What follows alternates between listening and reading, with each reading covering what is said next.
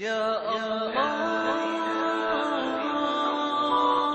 محمد رسول الله لا إله إلا الله محمد رسول الله لا إله إلا الله محمد رسول الله لا إله إلا الله محمد. أعوذ بالله من الشيطان الرجيم.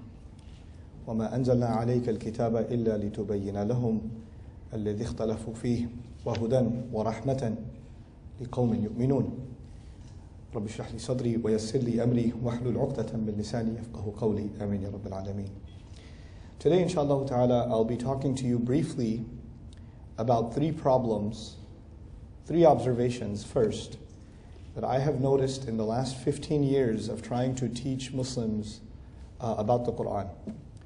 And what has basically been my motivation for trying to address issues in the Quran the way in which that I do. I think a lot of you in the audience are familiar with at least one or two of my lectures and probably finished half of them before falling asleep. But if you have heard enough lectures or heard one or two of them, then I'd just like to give you an overview of what is behind the scenes of these talks and this effort and this study. The first attitude that I have noticed among many, many Muslims, and before I noticed it in anyone else, it was actually an attitude that I had myself. So I know that it exists because it's personal, is that the Quran is not relevant. That the Quran is not talking about my life. It's talking about something that happened a long time ago. The people that I know that talk about the Quran look like they belong 500 years ago. They don't look like modern people. These people, when they speak in a way that nobody else speaks. My friends don't talk like this. My colleagues at work don't talk like this. My professors at school don't talk like this.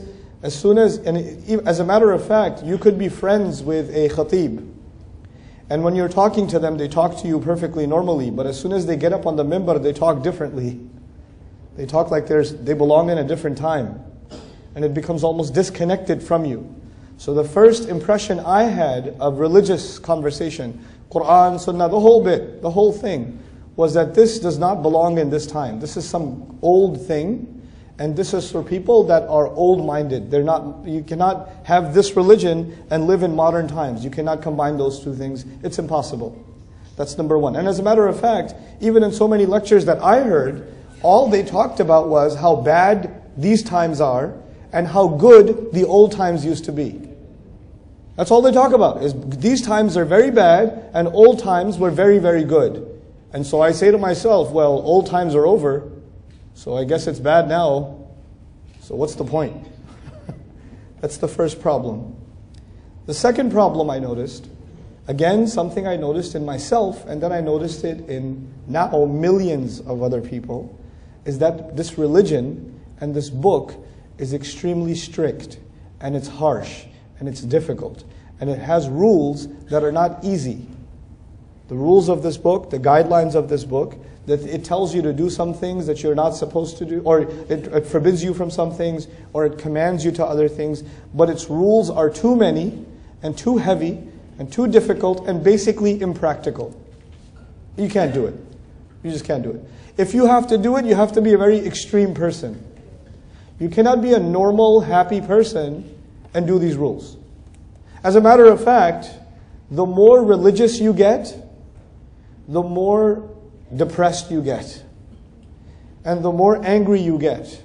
And the more angry you look. So all the religious people I know are really angry people. So I don't want to be like that. So that must be because of this religion. This religion is harsh, so it makes people harsh. It makes people difficult.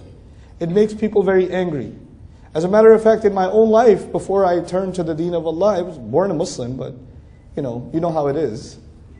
If I saw a guy with a beard, I ran the other way.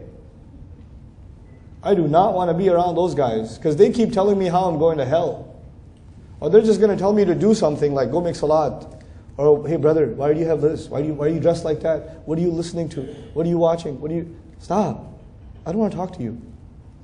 Just leave me alone. Let me eat pizza. You're sitting there relaxing, eating your pizza. The guy with the beard walks into the restaurant. You're like, oh God. I was enjoying my meal. This guy had to come in here. You know. So the religion is harsh, and people that follow the religion are also harsh. That was the second attitude. The third attitude was that every time I hear, or at least most of the times when I heard people talk about the deen of Allah, they did not tell me why I should be Muslim. They did not tell me why I should be Muslim. They only told me that I should be Muslim. Here's what you should do. And if I said, why should I do it? They said, because you're going to burn in hell if you don't do it. Why should I believe I shall burn in hell? Don't question why you should believe you'll burn in hell. You're a kafir if you question. You have doubts? You don't have iman? And if you go to the person who gave you that lecture and you say to them, so how do we know for sure that this is the right religion? How do we know? I mean, there's so many religions in the world. How do we know that we have the right religion? The Shaykh will tell you, and he told me, you son, you need to make wudu, then you need to make 2 rak'ah, because you're getting waswasa from shaitan. After I make wudu and I make 2 rak'ah, I still have the same question. Why are we following this religion? Every time I ask that question, people said, Astaghfirullah al-Azim, how can you ask that question? You're not supposed to ask that question. Inna lillahi wa inna ilayhi. Do your parents know about this? Akhil Kareem, sit down. Let me do some ruqyah on you. But then after the ruqyah is done, I still have the same question.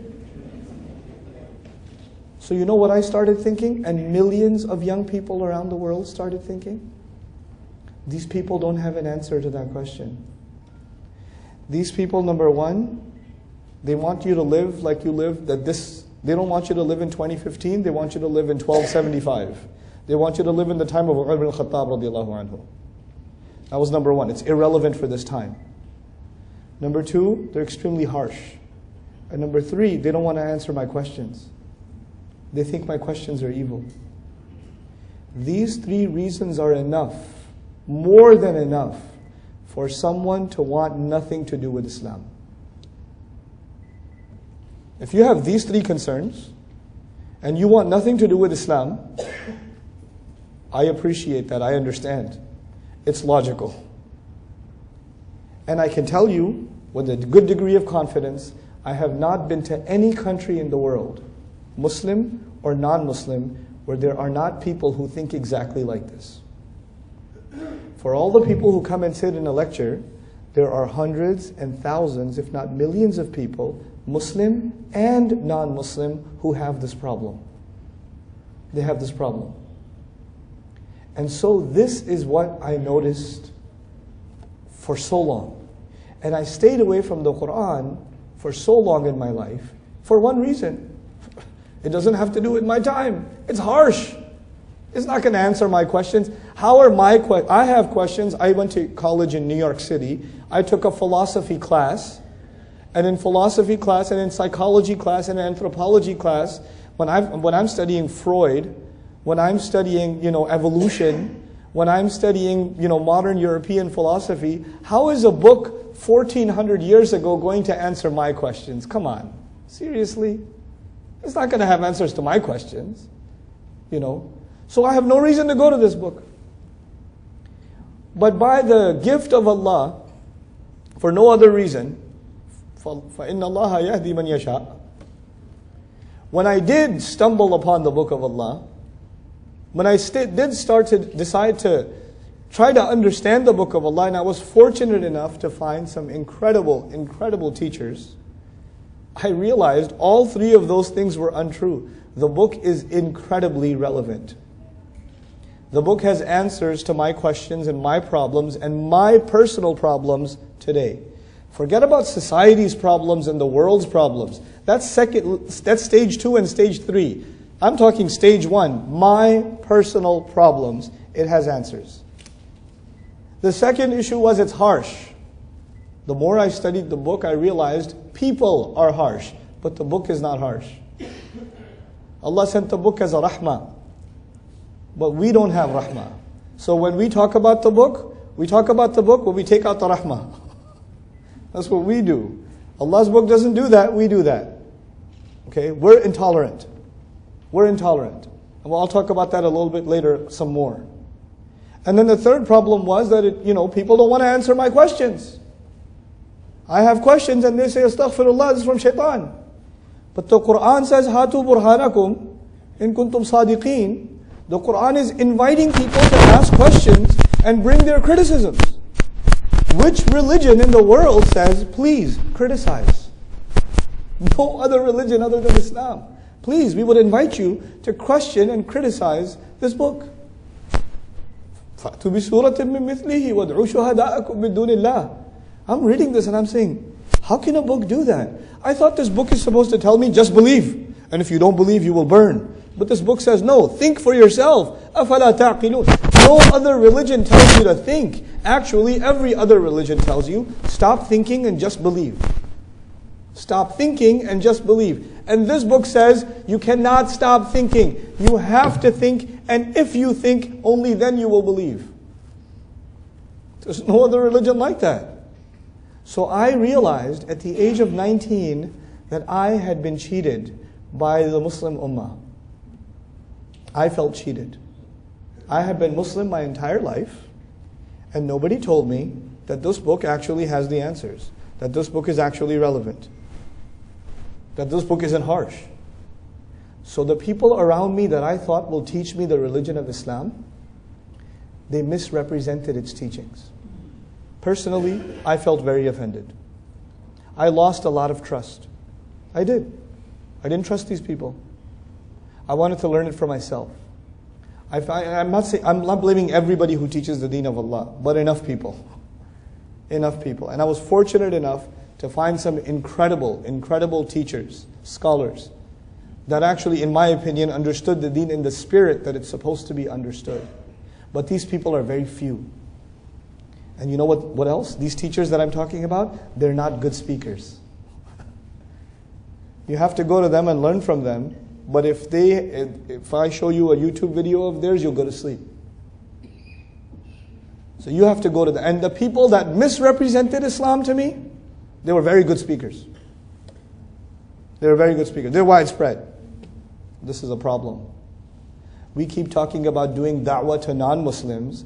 I am here to tell you, the ummah itself is disconnected from the Quran. And actually, a lot of times, when the people are hearing about the Quran, they are hearing a message that is harsh, that is irrelevant, and that does not answer their questions. Even though the Quran answers the questions, the person presenting it doesn't present it that way. And so we are misrepresenting, or let's not say misrepresenting. We are underrepresenting the Book of Allah. We are underrepresenting the Book of Allah. That is the problem that I see before me. That's the challenge of our time. That to me is the biggest challenge of our time. Things are said about the ayat of Allah. It's easy to quote an ayah of Quran. Very easy. It's not difficult. And it's also extremely easy to misuse an ayah of the Quran. It's very easy. And people do it. And you know what? Sometimes people misuse the ayat of Quran and innocent people die. This Quran, if you misuse it, it will not just create fasad on the earth. It will create, وَيَسْفِكُ الدِّمَاء, the angels had a concern. It'll spill blood. The Quran can be used or misused to spill blood. And it's happening. The Quran can be misused to push people away from Islam. It's happening. It's happening in our time. People are reciting, people that are talking about Quran, they're talking about it in a way that even the Muslim says, I don't want Islam anymore. I want to walk away from it. This is the tragedy of our time. Now, that was the tragedy part. I'm going to stop talking about the tragedy now. You heard enough about the tragedy. Now I'm going to start over. I'm going to talk to you about an ayah of the Quran. Wallahu anzala minas sama'i ma'an.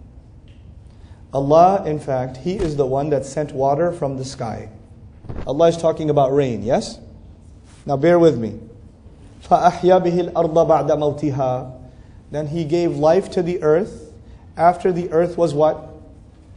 The earth was dead. Allah gave life to the earth after the earth was dead. What did Allah use to give life to the earth?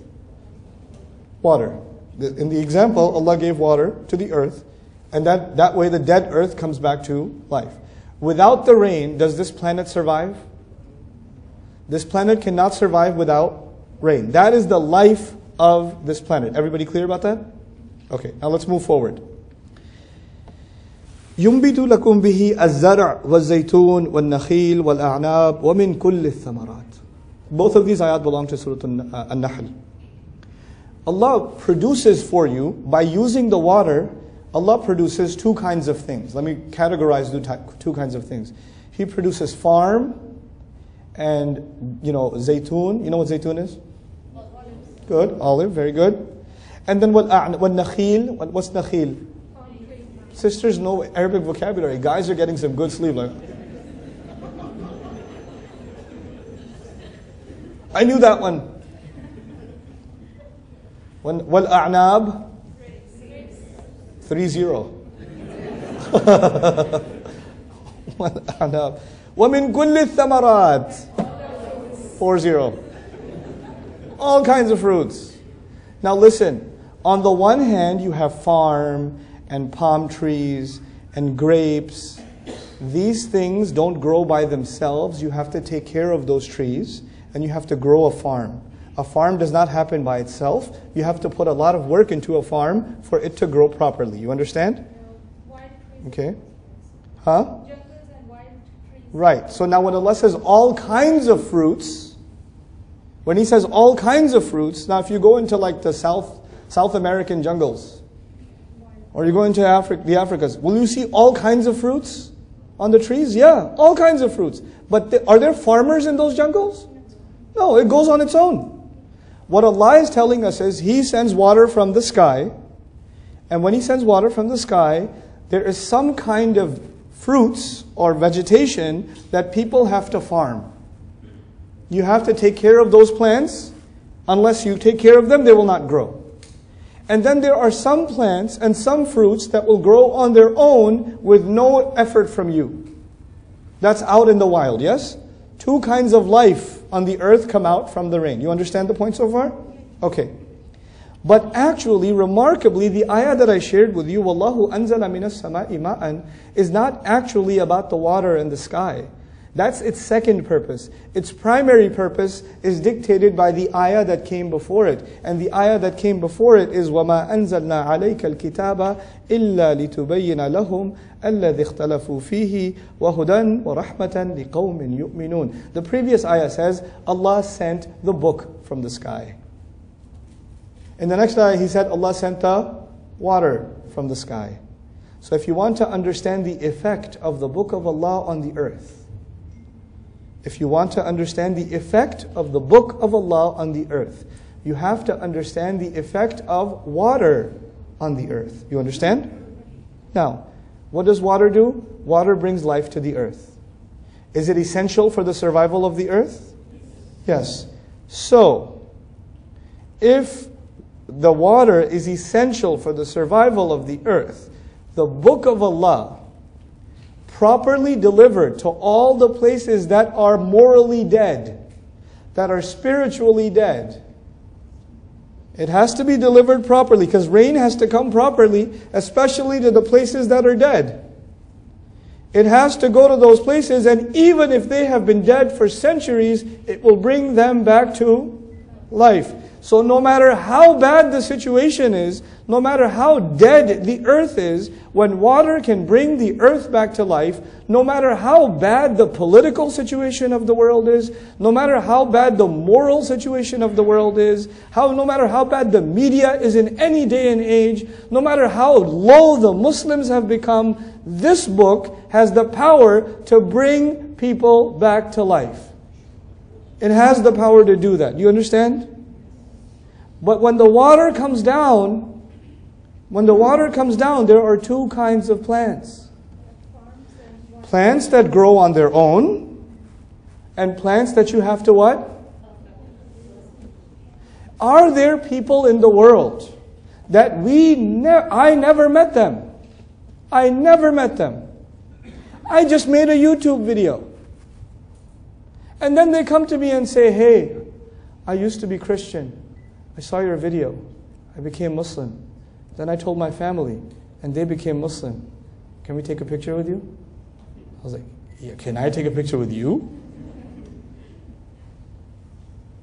Did I do anything with them? No. That was the word of Allah somehow reaching them, and they on their own grew. Yes? That is not because of our effort, that is because Allah grows iman in the heart of whoever He wants. All I had to do was do a little bit, but Allah will spread it Himself. Allah will spread. Actually, about the rain, He says something beautiful. أَفَرَأَيْتُمُ الْمَاءَ الَّذِي تَشْرَبُونَ أَأَنْتُمْ أَنزَلْتُمُوهُ مِنَ الْمُزْنِ أَمْ نَحْنُ الْمُنزِلُونَ. You are not the one who sends the water down. You're not the one who delivers it to the earth. I am not the one who will deliver the word of Allah into somebody's heart. I can only try to make some effort. The actual delivery is happening just like the rain. By who? By Allah subhanahu wa ta'ala. But there is one very important difference. Please understand this difference. Water comes from the sky. Yes? And does water come to the sky in one bucket and then you have to go deliver it? Or it goes everywhere on itself? It goes by itself. But when the book comes from the sky, it goes to one messenger. It comes to one man. And then he has to make the effort to what? Deliver it. And then the people he delivers it to, they have to make the effort to what? Deliver it more. Allah will not send the book to everyone. We have to deliver it. So we have some similarity with the rain. The Quran has similarity with the rain, but there's a difference. The rain, we don't go and distribute it. By the way, if you made the Muslims responsible for distributing the rain on the earth, we would be an extinct species. But we are responsible for delivering the word of Allah to the earth. Are we doing a good job? I would argue no. I would argue we're doing a pretty terrible job. I would argue we're doing a pretty terrible job even with Muslims. Forget non-Muslims. Because we make it seem harsh. We don't make it. The rain is supposed to be rahmah, not adhab. But we present it as adhab. Even ask a 10-year-old boy, a 10-year-old girl, living in Pakistan, living in Bangladesh, living in Kuwait, living in Bahrain, living in America, living in Australia, a 10-year-old Muslim boy. What does the Quran say? Quran says lots of things are haram. And Allah gets very angry. Where did they learn that from? Their parents. We teach harshness from the beginning. We heard the recitation. Allah introduced the teaching of the Quran with which name? Ar-Rahman allama al-Quran. فَأَيْنَ الرَّحْمَةِ فِي تَعْلِيمِ الْقُرْآنِ. You know, this is the problem. It's a very serious problem. So we have to address this issue. Now, on the one hand, people will come on their own to Islam like wild fruits. And they're amazing. They're amazing people. But that does not mean da'wah is happening because we didn't do the farming. On the other side, there is the farm, yes? Now let me tell you something else. Very interesting. Allah gives these analogies. وَتِلْكَ الْأَمْثَالُ نَضْرِبُهَا لِلنَّاسِ وَمَا يَعْقِلُهَا إِلَّا الْعَالِمُونَ. Examples are critical in the Quran. Examples are a fundamental of the Quran. Now, farming. Did you know that human civilization, human beings, in the study of anthropology, human civilization, the first act of human civilization was farming. And the argument is humanity would not have survived as a civilization. We could have survived in caves or woods or something, but as a civilization with cities and countries and infrastructure, none of that would have happened if we did not farm. And farming would never have happened if we did not deliver a means of irrigation, of channeling water. If you don't figure out how to channel water, you cannot farm. And if you cannot farm, you will not have civilization. Is that an important thing to understand in this conversation? If we don't understand how to deliver Quran, and if we don't understand how to cultivate people, then the Muslim civilization will cease to exist. It will die. Have previous nations that were given a book died before us? They have. It's not impossible. It's not impossible. The only thing is, if we don't do this job, Allah wants this job to get done. So if you are no good, إِن تَتَوَلَّوْا يَسْتَبْدِلْ قَوْمًا غَيْرَكُمْ ثُمَّ لَا يَكُونُوا أَمْثَالَكُمْ. If you turn away, He will just replace you with some other people, and they won't be, I'll use Urdu, they won't be nikamme like you.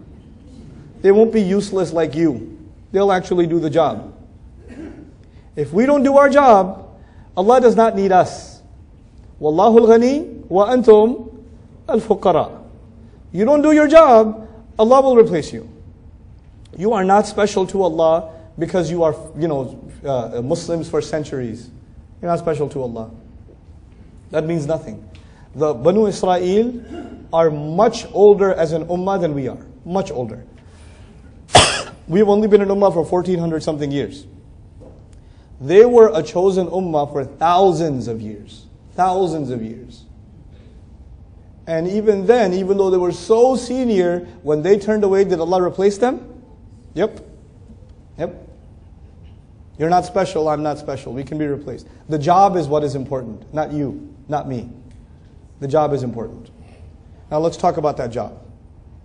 My argument is that today, the only solution, the only thing that can bring life back, spiritual life, moral life, ethical life, back to the Muslims, and by the way, by extension to the entire world, because the entire world needs it. The only thing that can bring life back to this earth is the Book of Allah. The humanity needs it. You know, they have conventions about environmental crisis. They have conventions about political crises. There are, United Nations, charters. They meet about all kinds of humanitarian, drastic situations that are happening all over the world. The crisis situations in the world keep growing and growing and growing and growing. If you're watching CNN 24 hours a day, you are listening to human tragedy 24 hours a day. Human news is just tragedy. That's all it is. Which means the earth is dying. And Allah told us the only thing that can bring it to life and save its life is what? The Book of Allah. The problem though is some people who want to further kill are using the Book of Allah.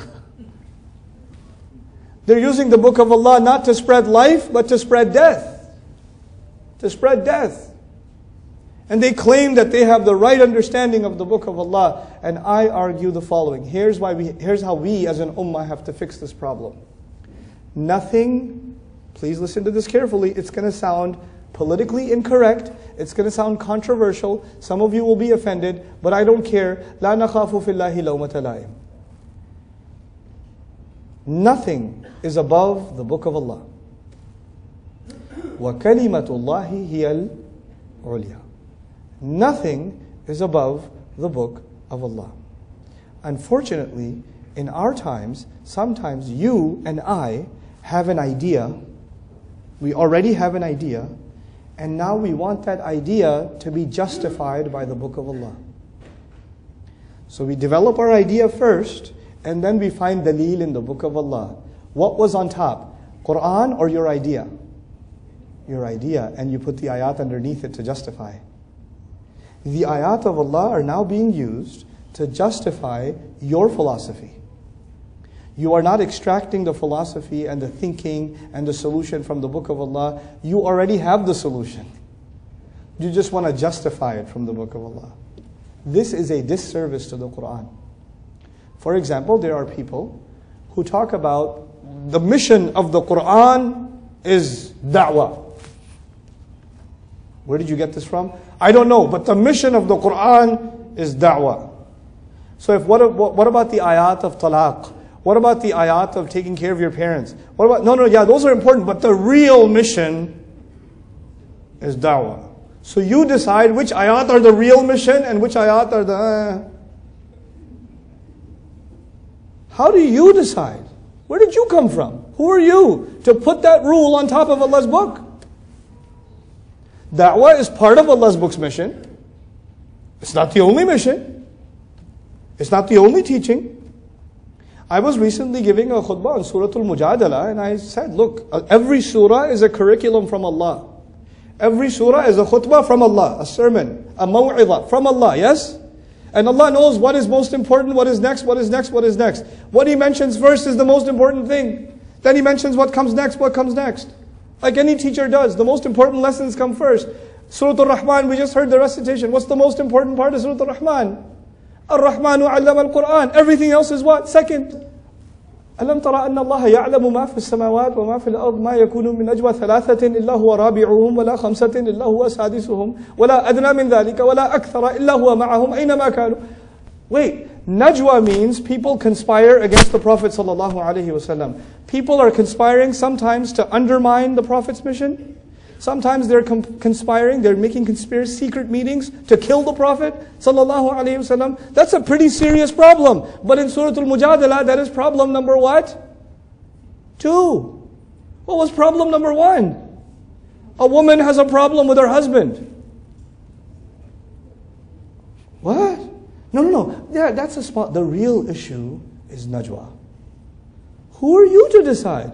Allah teaches the way He wants to teach. I am reminded of the question Allah asks in Surah Al-Hujurat. قُلْ أَتُعَلِّمُونَ اللَّهَ بِدِينِكُمْ. Oh, you're going to teach Allah your deen? You're going to teach Him your deen? You decide what's more important. You know? So what we do is we take selections of ayat. These are the important ayat. These are the ayat that we have to have our curriculum with. The rest of Quran is secondary. Even if you don't say it, you're thinking it. And that thinking is problematic. We have to give justice to the Book of Allah. We have to give justice to a surah. We have to stop thinking that some things are important and some things are less important. There are some things that are in order. There's priorities. But those priorities are not decided by you. They're not decided by me. They've already been decided by Allah subhanahu wa ta'ala. They have already been decided. Now think about this. Now, this is the last thing I'll share with you and I'm done. Then I just want to hear from you guys. When I was in New York, when I was not a religious person, I was a Muslim, not a religious person. When I first got exposed to Islam, the thing about New York is it's a crazy place. Every masjid has its own Islam. Literally, every masjid has its own Islam. You know, كُلُّ حِزْبٍ بِمَا لَدَيْهِمْ فَرِحُونَ. This is actually, I saw it in New York. Every group believes they are the right one, and they will give you a lot of khutbah and a lot of lectures about how wrong the next door neighbor is. And then when you go to that one, they will tell you how perfect they are and how evil those guys are. And I have a problem that I like to go, when I learn something, I like to really learn it. So I go to group number 1 and I learn so much from them that I become part of them. And then I say, okay, I've learned enough. Now I'm going to go to group number 2, and I'm going to learn so much from them, I'll become part of them. I know it's crazy, but I did that. So I went from one group, to another group, to another group, to another group. I was a tourist. Okay? And when I was done, I realized something. Every group decides one thing is the most important thing. And their entire picture of Islam is based on that one concept. One group says the most important thing is da'wah. Forget everything else. Another group says the most important thing is how you look. You should look a certain way. If you don't look like this, then you're not a good Muslim. Another group says, no, you have to have these books. If you don't go through these books, then you're not a good Muslim. You don't really know your Islam. And they're not talking about Quran, by the way. There are other secondary books. If you don't have those books, then you're not a real Muslim. Every group has certain curriculum. That's what defines their Islam. And not a single group said, you know, the curriculum for the Muslim should be what? The Book of Allah. وَكَلِمَةُ اللَّهِ هِيَ الْعُلْيَا. By the way, did every one of those groups quote something from the Quran? Yes, but that was only to justify their position. And that was only to prove that the other guys are going to hell. That was the only reason. Why would Allah give us this book and say, وَاعْتَصِمُوا بِحَبْلِ اللَّهِ جَمِيعًا وَلَا تَفَرَّقُوا فِيهِ. Why? This book, if you give it justice, it will cause union. And if you don't give it justice, it will cause division. We're not holding on the way we're supposed to.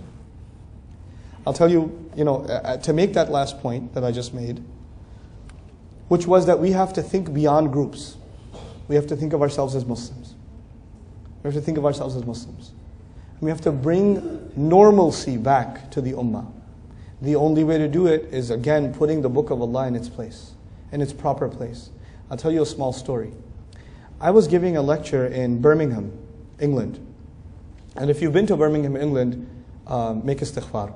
But anyway, I was giving a lecture in Birmingham, England, and Birmingham is a very interesting place. There's a few masajid there, and every masjid is very different from every other masjid. These people hate each other's guts. The only time they agree with each other is when they have to get a halal burger. Other than that, they do not like to see each other's face. You know, they completely hate one another. They're different schools of thought. I'm not here to name names. I know their names, the group names, but I don't care. I think that is so useless that I don't even pull it out of my mouth. That's why I don't name those groups. Khair. So there was about 2,000 people in the audience. 1,000 to 2,000 people in the audience. And I was explaining one of the stories from the Quran. And a young man and a woman came up to me. Ustad Nouman, can we talk to you for a second? I said, yeah. We are actually Baha'i. We're Baha'i. You know, Baha'is believe in some really out there stuff. But they still consider themselves Muslims. We're Baha'i, and we really love listening to your lectures. It helped us change a lot. We didn't know the Quran says these things. We wanted to come here, but we're really scared. Because if people find out here who we are, I think there's going to be a problem. And we brought 20 of our friends here too. But we just want you to know quietly that we appreciate what you're doing. I was like, oh, thank you. Thank you for letting me know. I'm really happy you're here. I'm done with that conversation. And the guy comes up, brother, I know this is a Sunni program, but I'm Shia. Is that okay? I was like, yeah, it's okay. Okay.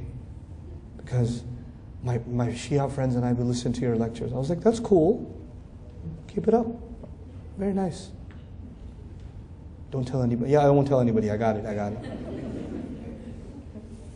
I have had Christians come up to me and tell me, we've been watching your videos. I was in Canada. I was at an RIS convention. A group of Canadian women came up to me. Nouman Ali Khan, right? I was like, yeah. We're a group of Christian women. We've been studying the Quran for the last year with you. And we only came to this convention because we wanted to thank you. It's helped us change a lot. Christian women studying the Book of Allah. May Allah guide them. You know, if I was still wearing my group labels, those stickers from New York, as soon as I saw a Baha'i, I was like, hey, come here, let me talk to you, fix you. If I saw Christians, I would go straight after Jesus. If I saw the Shia, I would go straight after their aqaid and the ikhtilafat. I would attack them right away. I would do that. But you know what? I understand something from the Book of Allah. We are supposed to be farmers. We are supposed to be what? Farmers. A farmer puts a seed in the ground. Then he puts water on top. Then he makes dua to Allah. Then he puts water on top. Then he cleans the soil. Then he puts the water on top. Then he makes dua to Allah. Then he removes the insects. Then he puts the water on top. Then he makes dua to Allah. And for months and months and months and months and months, he sees nothing. He sees nothing because the seed is where?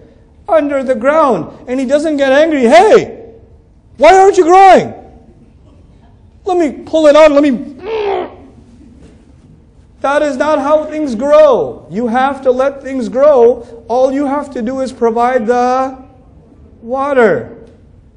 And Allah's responsibility, I don't grow a plant. Allah grows the plants. Allah grows the... Why did He give us this analogy? You have to spread the book of Allah and Allah will make the changes. You just have to spread the book of Allah. You're not responsible to change people. لَسْتَ عَلَيْهِمْ بِمُسَيْطِرٍ. You're not in charge. Stop pretending that you're in charge. So many people come up to me, brother, mashallah, you give some good da'wah. Tell me how I can tell my brother to start praying. Tell me what I can tell him. I was like, I don't know what to tell you. Because maybe you haven't put enough water, not put enough water yet. And maybe you're putting water, but some plants grow slowly and some plants grow quickly. It's not about what you say. It's how patient you are with people. It's how patient you are. Yusuf alayhi salam's sons, or Yaqub alayhi salam's sons, they disobeyed their father or no? They were a source of sadness or no? For years and years and years, they are a source of sadness. And at the end of it all, they make tawbah or no? They take their time, yeah? Some seeds take a long time to come out. فَصَبْرٌ جَمِيلٌ.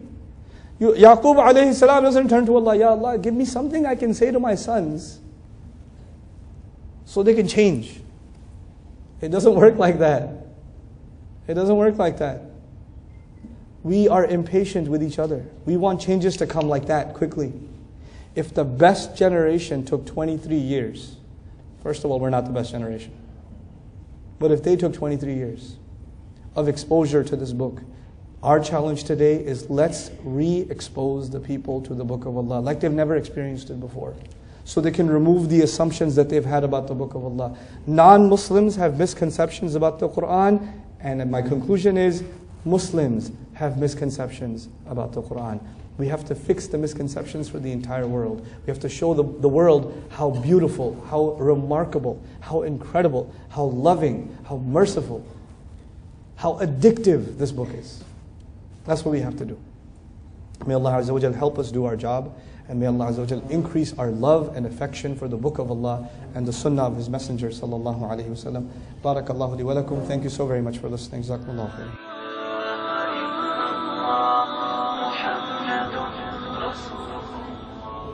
Yes, go ahead. Now somebody is interested and somebody wants to learn Quran. Yeah. And especially the youth. Sure. What is your suggestion, like what should be the format that they should follow? Because when you speak about the Quran or any ayah, any explanation of any ayah, you give a lot of examples and then you relate it to the seerah, then many things you have been. So what format would you, just young people, but anybody who is interested in studying the Quran, they want to begin now? Okay. If you guys, I could point you to books, but I don't like to give you advice that I wouldn't follow myself. I don't read much. I sleep a lot. And books help me sleep. So if you're really into reading, that's fine, but most people are not into reading anymore. They watch videos, especially young people, right? So we want to have as much interactive learning available as possible. If you guys think that what I have to offer is beneficial, then I humbly suggest two efforts that I've made that I think can really help you start your studies in the Quran. The first effort is a course I taught called Divine Speech. That's the first course, okay? It's about 16 hours long. So you can do it over the course of a month, little by little, or maybe even 2 months. There's only one point. Every course should have a point. So let me tell you what the point of that course is. What's the name of the course? Divine Speech. The only purpose of that course is to appreciate the book of Allah. That's the only purpose. Why should I learn this book? What's so great about this book? It's only answering that one question, why is this book so amazing? That's it. That's it. And it's there to answer some common confusions that Muslims have and non-Muslims have when they study Quran. For example, subjects change in the Quran very quickly. How come?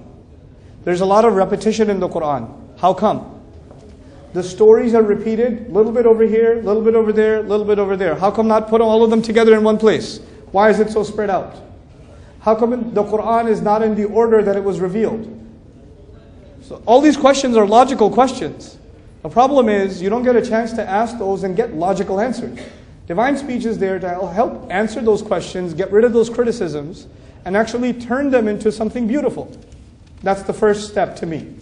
Appreciation comes before learning. Divine Speech is actually about appreciation. Then we can start learning. Okay?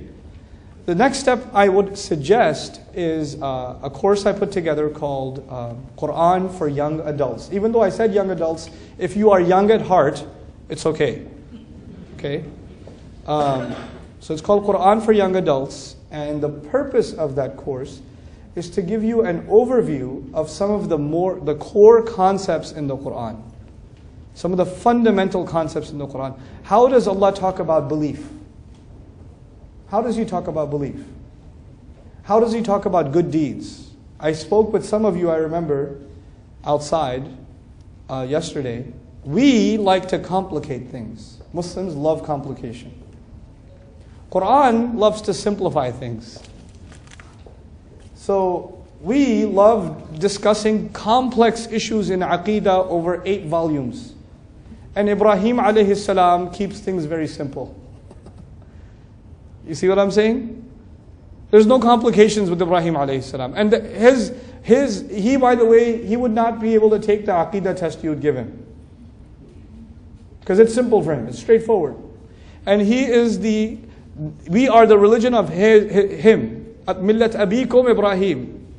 We have to learn to keep things simple. And how do we learn that? Through Quran. It addresses all the major philosophical challenges. It addresses all the questions and confusions, but it does them in a way that the prophets did them. We have our own curriculum. I say we replace our curriculum with Allah's curriculum. First, you can do the second curricula if you want.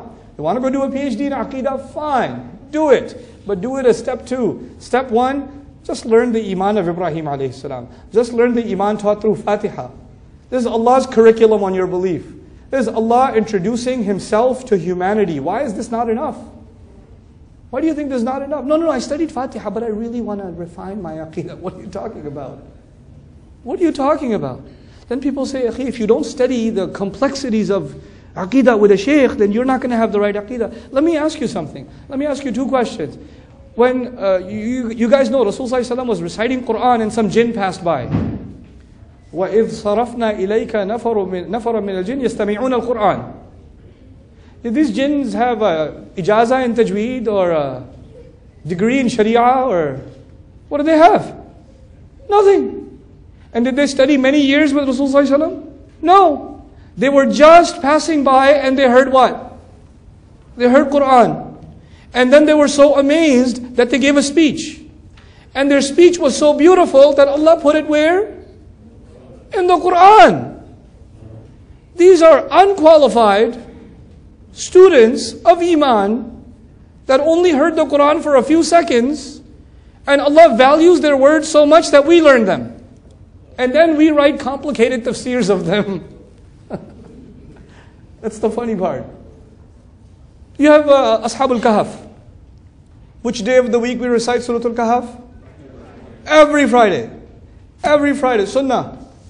Ashab al-Kahf, do they have the correct Iman? Do they have the correct Aqidah? Are these people heroes of Islam or no? Absolutely. Who's going to have, if Allah is proud of them, how can we say they don't have the right belief? These are standards for us. Especially in a time of fitna, we should remember them. That's the point. These people don't say a single prophet's name.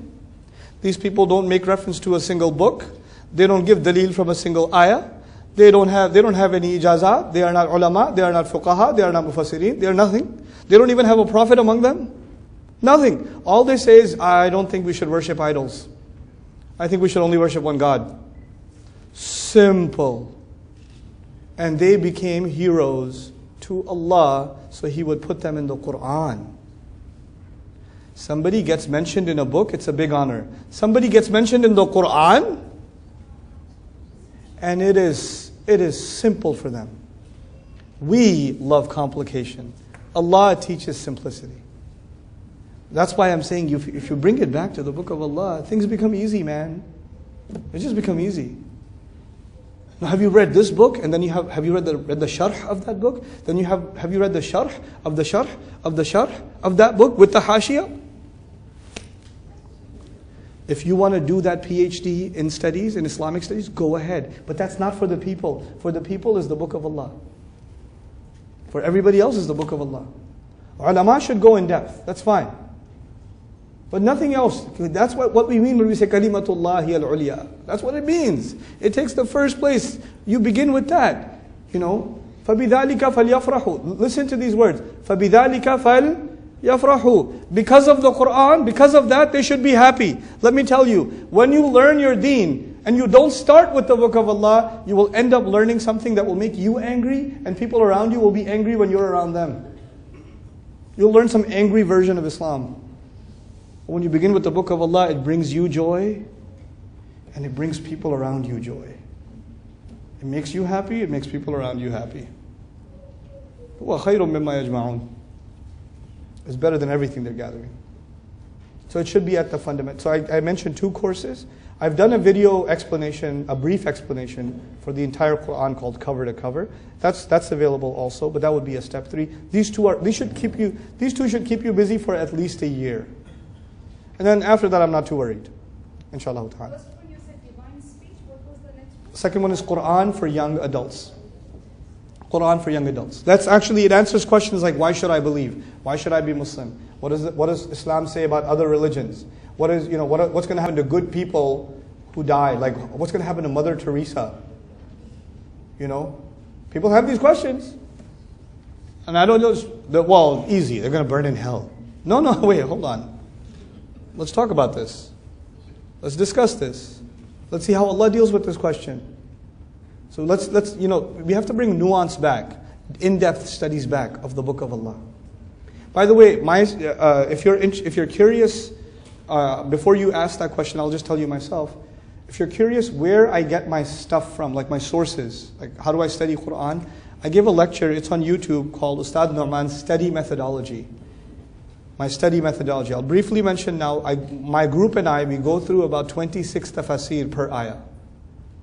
And we extract notes from them. And then we combine, we eliminate the redundancies, and we put the notes together, and then we review them, and then we have a research, a scholar among us, who if there's an athar from a sahabi, like if it's Qawl ibn Abbas radiallahu ta'ala anhuma, or there's a hadith or sabab al-nuzul or something, I go to him and say, is this sahih? Is there ikhtilaf on this qawl? Or is this, muttafaq alayh or something? He'll do his research, he'll get back to me, tell me this is actually not muttafaq alayh, or this is sahih, etc., etc. And then I put these, but I don't talk like that when I give a lecture, because that will kill you. That happens in the background. The lecture, the durus, the talks, they're supposed to be easy. But just because the talk is easy doesn't mean the studies are supposed to be easy. The studies are supposed to be hard. And those of you that are learning Quran, please remember that. Learn the complicated stuff. But when you teach, keep it what? Keep it simple, keep it easy. That's really important. That's really, really important. So, brother's turn. Any questions? Yes, sir. Wa alaikum salam. Give the mic, please.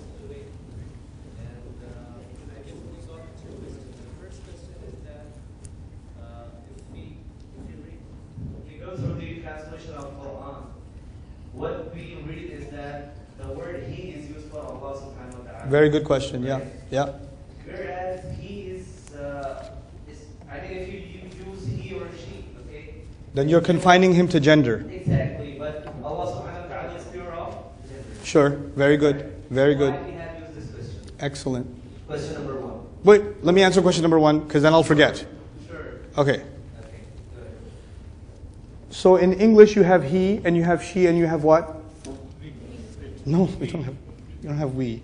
You have he and she and it. Yeah? He, she, or it. He is for a male. She is for a female. What is it for? Non-living things, inanimate objects. Yeah? Okay. The Arabic language has 2 pronouns. It has huwa and it has hiya. That's the 2 pronouns. Now, English works a certain way. Arabic works a different way. The problem that you asked is actually based on the fact that you asked an English language question. He, which is a problem of the limits of translation. Let's talk about the Arabic language. Linguistically speaking, in the Arabic language, the pronoun huwa, or the masculine pronoun, now let me tell you before I go on, there is a difference between male and masculine. I'll repeat myself. There is a difference between male and masculine. In Arabic, kitab is masculine. Kitab is huwa kitab.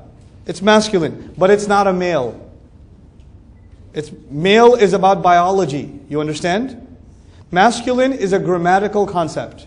It's not a biological concept. Okay? So once again, masculine is a grammatical concept, but male is a biological concept. Now, in the Arabic language, huwa is masculine and hiya is what? Feminine. And it can be used grammatically masculine, but it can also be used biologically for male. Huwa rajul, huwa ibni. You could use it for a male. Hiya can be used for grammatically feminine, which has nothing to do with biology. Hiya shams. Hiya shams. It is the sun. It's an it, but they use the word hiya because to them the sun is feminine. Okay? It's feminine. Muannath sama'i. Right? So now, if that much is clear, we can make our point. What's the point? Are you from the technology industry by any chance? Yeah. Okay, so you understand the concept of default? Right? The default position in Arabic linguistics is masculine. So when something is neutral, then they use the masculine. And if something is gender specific, then they will transition out of the masculine and use the feminine. Now, huwa is used for Allah in the Quran. First of all, huwa is not being used as male, huwa is being used as what? Masculine, which means the masculine is not biological, it is grammatical. Why is it being used? Because that is the default position of the Arabic language. Very good. But some of his wives, they didn't have a child. But Yes. the relationship was a healthy one. Very good. So why do we call it like azwaj? Great Why question. do we attach this thing? And why not imra'a? Okay, really good question. Before I answer the question, I'll give you a disclaimer. And the disclaimer is the lecture you heard is about 12 years old. I look the same. I learned a little more since the last 12 years. So this is the updated version of that question, okay?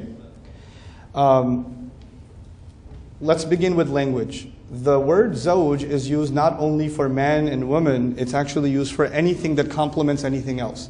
The sun and the moon are zawjain. The day and the night are zawjain. Okay? The male and the female are zawjain. Anything that completely complements anything else is called a zawj. Okay? So that's the first thing. So zawj is a comprehensive term which can include marriage, but is not limited to marriage. But it certainly does refer to something that is in complete complementary relationship to something else. Okay? Now, the use of the word zawj in the Quran certainly does indicate, like a Sha'rabi rahimahullah among other scholars. This, by the way, this idea that I presented was presented by several ulama of the past, and the more recent explanation that's made simple is by Shaykh Sha'rabi rahimahullah in his tafsir, which is recorded now and documented. Khair. And the idea was that zawj is something, like you mentioned, wholesome, complementary. The husband and wife get along for good reason. They get along and they do good together, and they have kids in the marriage. And the example given was actually of Zakaria alayhi salam, right? وَوَهَبْنَا لَهُ يَحْيَى وَأَصْلَحْنَا لَهُ زَوْجَهُ, right? So before he was called imra'ati aqiran, before the child imra'a was used, after the child zawj was used. Now, let's go further. There is something called divine intervention. Divine intervention. In the case of Adam alayhi salam, he was in Jannah, yes? How long do you live in Jannah? What's your lifespan in Jannah? Forever. You know, the only way your species can survive on the earth, the only way your name can survive on the earth, the only way your genes can survive on the earth is by having what? Children. But Jannah is a place where you survive. So the necessity, any species on the earth cannot survive without what? Children. But in Jannah, the need for having children is not there. It's not there. So a marriage is already complete without children. You understand? So it's understandable that in Jannah, Allah Azza wa Jalla says, Ya Adam uskun anta wa zawjuka. It makes sense because it's already complete. It's in Jannah. In other words, when I say generally speaking, children and complementary, this is what makes a marriage whole in general cases. But there are exceptions. And those exceptions are actually noteworthy. It is the general rule that brings beauty to the exceptions. Now, what are the exceptions? You mentioned one of them. One of them is the Ummahatul Mu'mineen, right? Who didn't have children. And them not having children, especially not having boys, was actually an intervention made by Allah Himself. مَا كَانَ مُحَمَّدٌ أَبَا أَحَدٍ مِّن رِجَالِكُمْ. Number one. Number two, the Rasul ﷺ is the messenger and we cannot question him ever.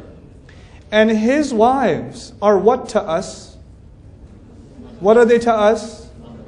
Oh, so they have children.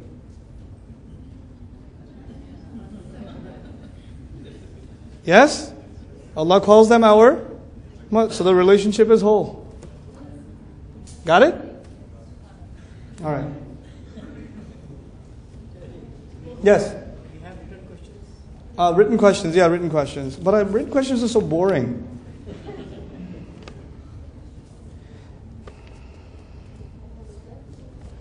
Oh man, these are epic questions.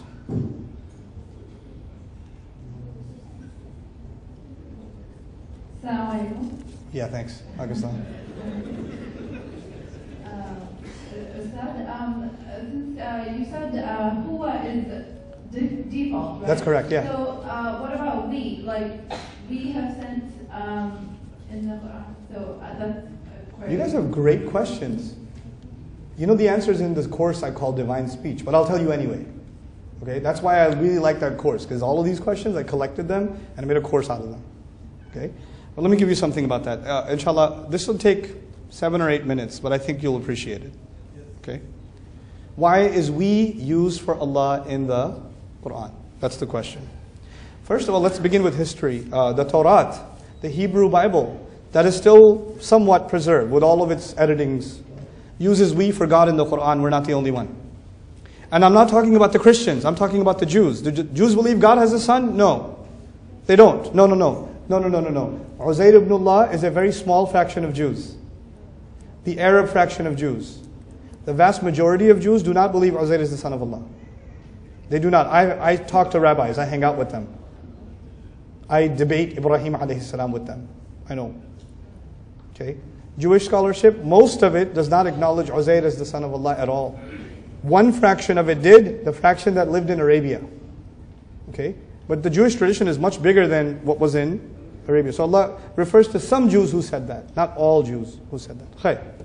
So Christians specifically say God has a son, yes? But the Jews overwhelmingly say God does not have a son. But even they have what for God in their book?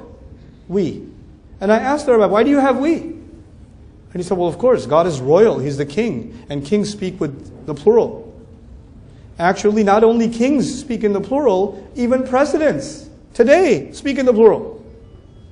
Our president in the United States speaks in the plural. We in this administration have made blah, blah, blah, blah, blah, blah, blah. We won this election. We have made a... Here's one guy, man. You and all your shayateen or what? What's the we for? But we is used for what? We is used for the collective. Now, next thing. This is important now. In the Quran, you will find different kinds of pronouns used for Allah. And to understand this problem logically, first you have to understand what are the different kinds of pronouns. There is third person, second person, and first person. Third person means he and she and they. I'll make you remember this because I'm not talking to myself. What is third person? He and she and they. Second person is you. Second person is you. What's first person? I and we. What was third person again? He, she, and they. And the second person is you. And the first person is what? I and we. Now in the Arabic language, there are 6 kinds of you. Anta, antuma, antum, anti, antun. There's antuma is twice. So it's 6 kinds of you. You, both of you, all of you. You lady, both of you ladies, all you ladies. There's 6 yous. Okay, now, when in the third person, Allah uses he. Yes? In the second person, Allah uses anta, which is the singular you. Does Allah use they for Himself? They? No. Does Allah use all of you for Himself? No. He uses the singular third person, the singular second person, The only time he uses the plural is in which person?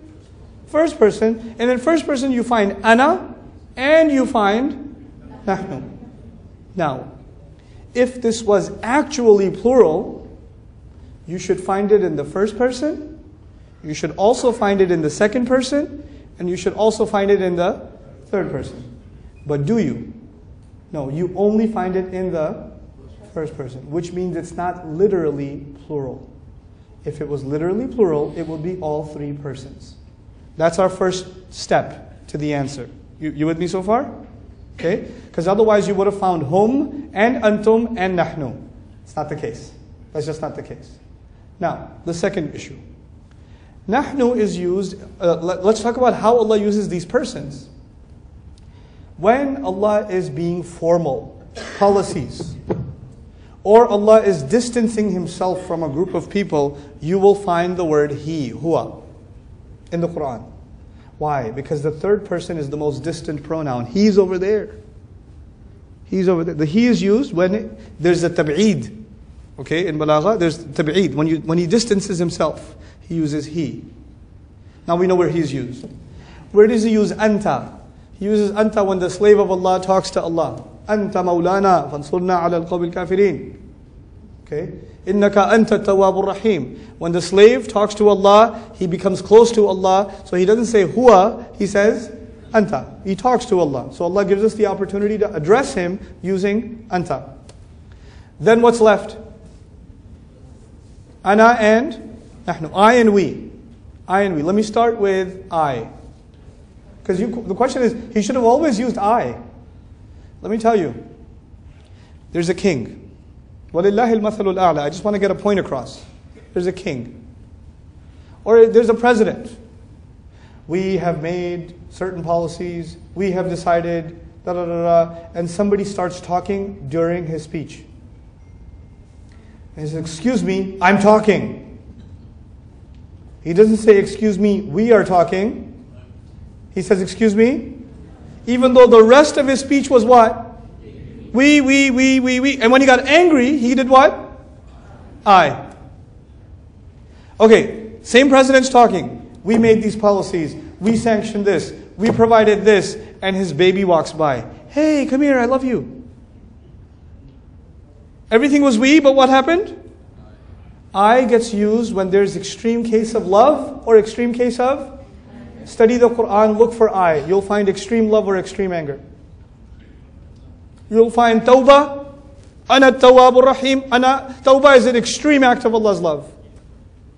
You'll find فَإِنِّي أُعَذِّبُهُ عَذَابًا لَا أُعَذِّبُهُ أَحَدًا مِنَ الْعَالَمِينَ. I will torture him with a torture that I will never torture anybody ever with. What is that? That's anger. That's anger. Okay? Allah Azza wa Jal talks to Iblis. You refuse sajda?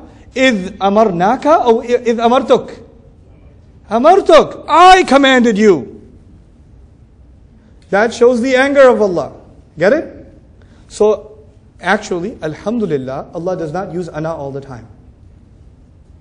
So we can know which places are extremely special. Like in Ramadan, your dua being answered, لم يقل سبحانه وتعالى نجيب دعوة الداعي قال أجيب دعوة الداعي إذا دعان فإني قريب لم يقل إننا قريب إني قريب أجيب دعوة الداعي إذا دعاني فليستجيبوا لنا لا فليستجيبوا لي وليؤمنوا بي لعلهم يشهدون. كل هذا في المتكلم والمفرد. All is singular person, first person. All for love, because Ramadan is a special love from Allah subhanahu wa ta'ala. Now, what's left? The question, the problem word, which is what? Nahnu.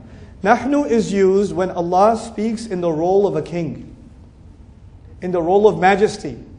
And when a king, especially when a king passes big policies or when a king gives you a lot of gifts, then he demonstrates his royalty. So you will find more overwhelmingly, when Allah talks about revelation of Quran, which is a great gift to humanity, you'll find nahnu.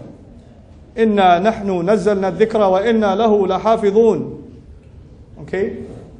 Anzalna alayka, ma anzalna alayka al-kitaba litashqa. Okay? Anzala is used in cases where Allah demonstrates His majesty. But with Bani Israel, he was really angry because they should have accepted the Quran. So he says, وَآمِنُوا بِمَا أَنزَلْتُ مُصَدِّقًا لِمَا مَعَكُمْ. Believe in what I sent down. وَلَا تَكُونُوا أَوَّلَ كَافِرٍ بِهِ. Don't be the first to disbelieve. He wants I when he's extremely angry again. Nahnu for his majesty. Then nahnu for when he sends water. You'll find Allah will be talking about He created the tree. He did this, and we sent water from the sky. He'll switch over to we because water is a special majesty from Allah. Arshuhu kana arshuhu ala al-ma. So you see whenever water comes up, most of the time, it switches over to we to demonstrate Allah's majesty. It's awesome.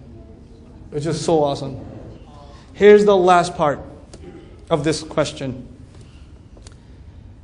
The most important concept in the book of Allah is the oneness of Allah. لَيْسَ كَمِثْلِهِ شَيْءٍ لَا إِلَهَ إِلَّا هُوَ الْوَاحِدُ الْأَحَدُ الَّذِي لَمْ يَلِدْ وَلَمْ يُولَدْ. This is the concept of Islam.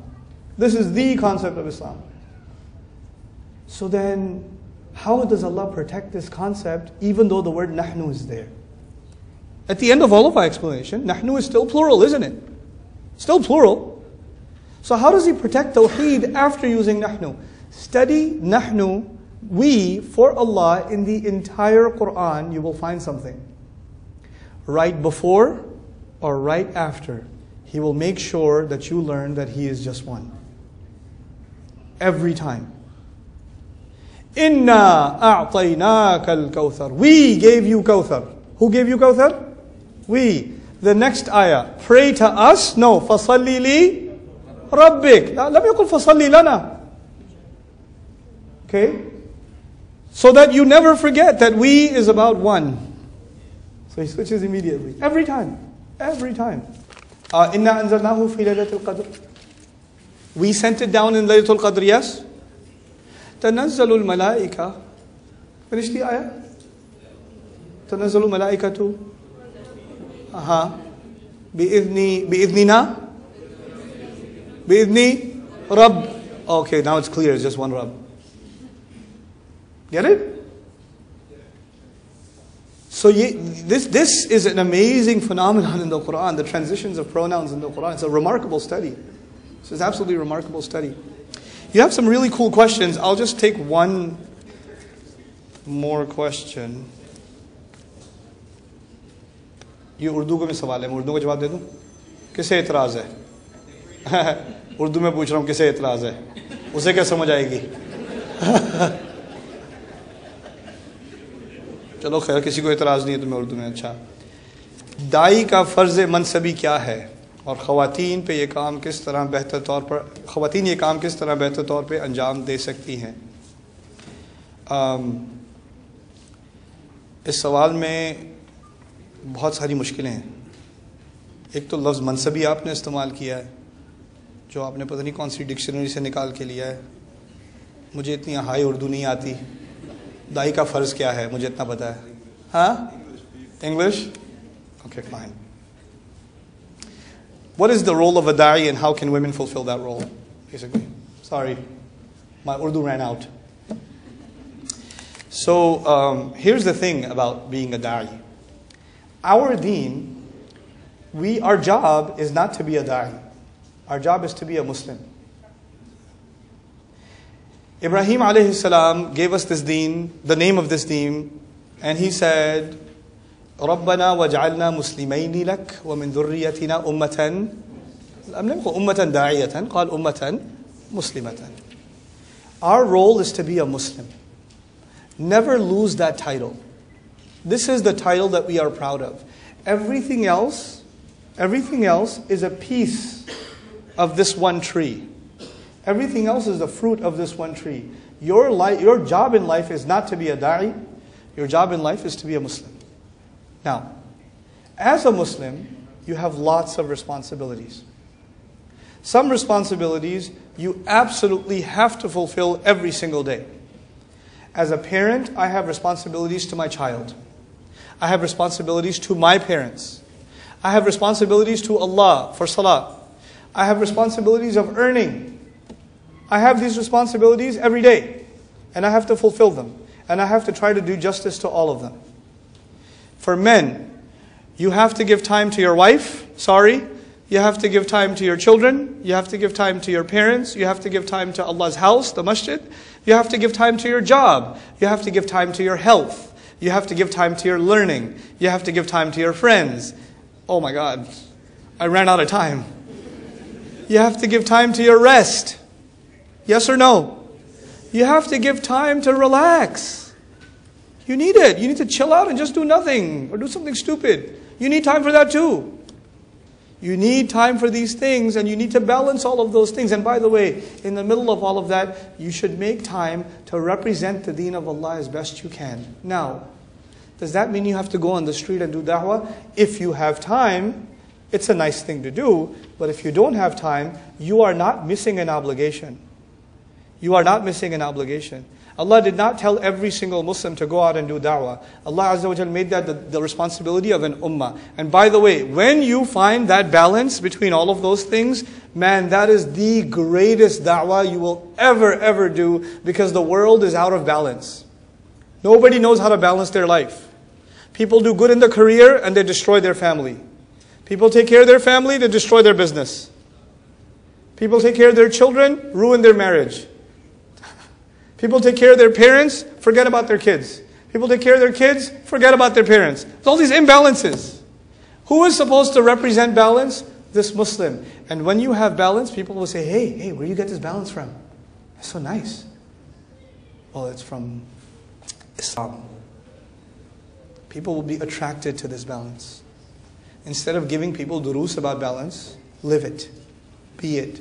People should want to be like you. That's what that's the real obligation today.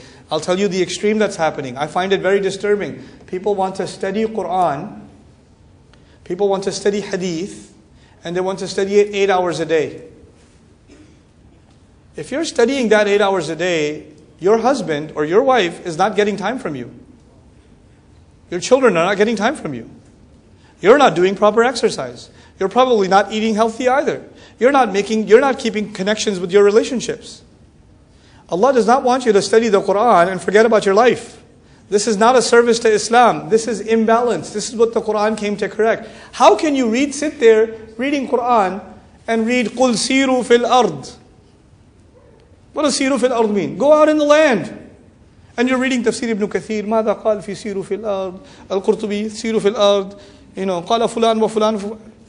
How about ماذا قال الله? سيروا في الأرض. Go take a walk. Go outside. Allah is telling you, go travel. It'll increase your iman. It'll affect you.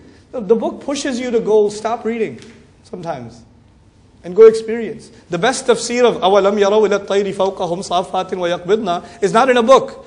The best tafsir is where? In the sky. Go look. Go look. That's the tafsir of that ayah. So that is inshallah ta'ala. My voice is totally gone. I don't even know how I spoke today. I have a flight early in the morning. Technically, I'm already asleep. So I'm going to stop talking now, inshallah ta'ala, and we'll enjoy some more wonderful announcements. And I am going to... It's only 12 more pages. It's only 12 more pages. Relax, easy, so easy. But I'm going to keep these questions, go through them, and when I get a chance, I'll try to answer them in some of my next durus and khutbahs, inshallah ta'ala. Thank you so very much, everybody. It's been a great pleasure being in Kuwait. Jazakumullahu khairan. Assalamu alaikum wa rahmatullahi wa barakatuh.